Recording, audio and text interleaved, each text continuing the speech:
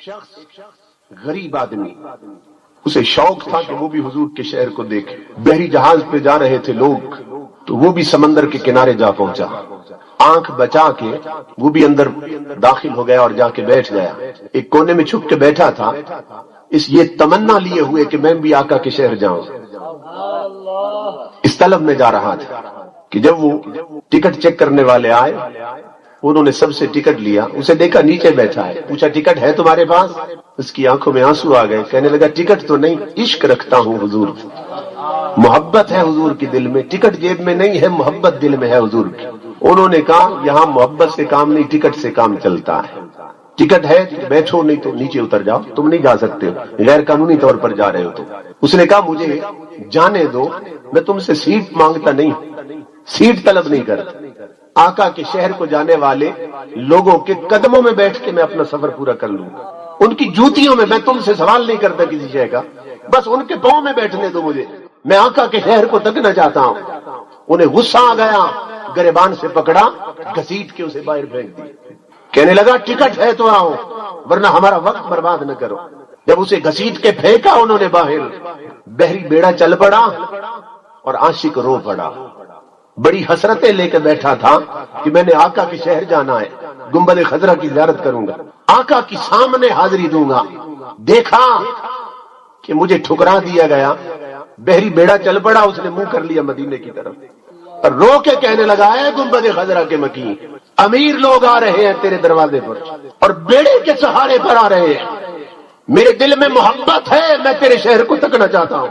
اے تاجدار کائنات، آج عاشق کی ایک بات سن لے، اگر بیڑے پر بیٹھنے والے مدینے پہنچے اور یہ غریب نہ پہنچا تو رب کی عزت کی قسم ہے میں اعلان کرتا پھروں گا گلیوں میں کہ دنیا والوں، مدینے والا صرف امیروں کا نبی ہے، غریبوں کا نبی ہے.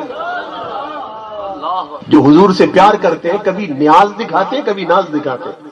وہ جانتے ہیں وہ سراپا کرم ہے، وہ ناز کو بھی قبول کرتے ہیں، نیاز کو بھی قبول کرتے ہیں.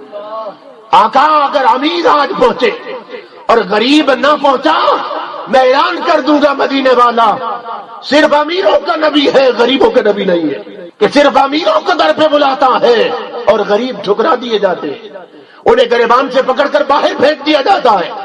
لوگوں وہ رو رہا تھا. پھر روتے روتے خیال آیا، جب وہ بیڑا جو تھا آنکھوں سے اوجھل ہو گیا. امام سیوطی لکھتے ہیں روتے روتے سوچنے لگا سورج ڈھل گیا ہے، وضو کر کے نماز ہی ادا کر لو. سمندر کے کنارے وضو کیا اس نے، نماز کے لیے قبلہ رخ ہو کے ہاتھ کانوں تک اٹھا کے نیت باندھنا چاہتا تھا کہ کسی نے پشت پہ ہاتھ رکھا، کسی نے پشت پہ ہاتھ رکھا اور جھنجھوڑ کر کہا نادان کیا کرنے لگا؟ کہنے لگا نماز پڑھنے لگا ہوں، نماز پڑھنے دو. کہا یہاں نماز نہ پڑھ، وضو اس کنارے کیا ہے، نماز اس کنارے پڑھا ہے.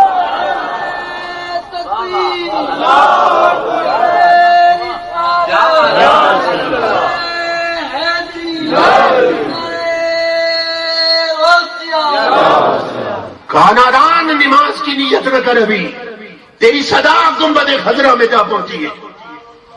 وضو اس کنارے پہ کیا ہے، نماز مسجد نبوی میں پڑھیں گے.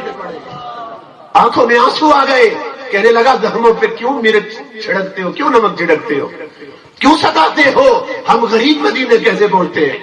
کہا میری طرف دیکھ، میں عام انسان نہیں، خضر علیہ السلام ہوں، میں تاجدار کائنات کی مجلس میں بیٹھا تھا، تیری آواز مدینے پہنچی ہے. امام الانبیاء بے قرار ہو گئے. فرمایا خضر جلدی کر، امیر بیڑے پہ آ رہے ہیں، غریب کنارے پہ پھینک دیا گیا ہے. خضر جلدی پہنچ جا، امیر ابھی نہ پہنچنے پائے، غریب کو پہلے مدینے لے جائیں گے. اللہ اکبر. خضر علیہ السلام نے اپنے ہاتھ میں ہاتھ لیا، فرمایا آنکھیں بند کرو. آنکھیں بند کرائی. تھوڑی دیر بعد فرمایا آنکھیں کھولو. آنکھیں کھولی تو دوسرے کنارے پہ پہنچا ہوا. مدینہ کی ہوائیں آ رہی تھیں، تاجدار کائنات کا قرب محسوس ہونے لگا تھا. خضر علیہ السلام اسے مدینے کی حدود میں داخل کر کے آنکھوں سے روپوش ہو گئے. وہ راستے میں جا رہا تھا، پھر سوچنے لگا اسی کنارے پہ تو بیڑے نے آ کے لگنا ہے، تھوڑی دیر رک جاؤں ان سے بات تو کروں. بڑا غصہ تھا ان پر، ان سے بات تو کر لوں۔ کافی وقت کے بعد جب بیڑا کنارے پہ پہنچا، امیر ٹکٹوں والے دیکھ کر حیران ہو گئے، جسے پھینکا گیا تھا وہ پہلے آ چکا ہے۔ سب نے پگڑیاں اتار کے غریب کے قدموں پہ رکھ دی، کپتان نے ٹوپی اتار کے غریب کے قدموں پہ رکھ دی، کہا ہم تو تجھے پھینک کے آئے تھے، ٹکٹ تیرے پاس نہ تھا، تو یہاں کیسے پہنچا ہے؟ کہنے لگا امیرو مت بھولو، امیر مدینے دولت کے سہارے آتے ہیں، غریب عشق کے سہارے آتے ہیں۔ امیر دولت کے سہارے آتے ہیں، غریب محبت کے سہارے آتے ہیں۔ تم تو خود آئے ہو، مجھے تاجدار کائنات لے کے آئے۔ دوستان مکرم، تاجدار کائنات سے صدا دینے والا، آپ سے درخواست کرنے والا منگتا کبھی خالی نہیں رہتا۔ اسی لیے اللہ نے فرمایا میرے محبوب تیرے دروازے پر جو منگتا بھی آئے اسے خالی نہ جانا۔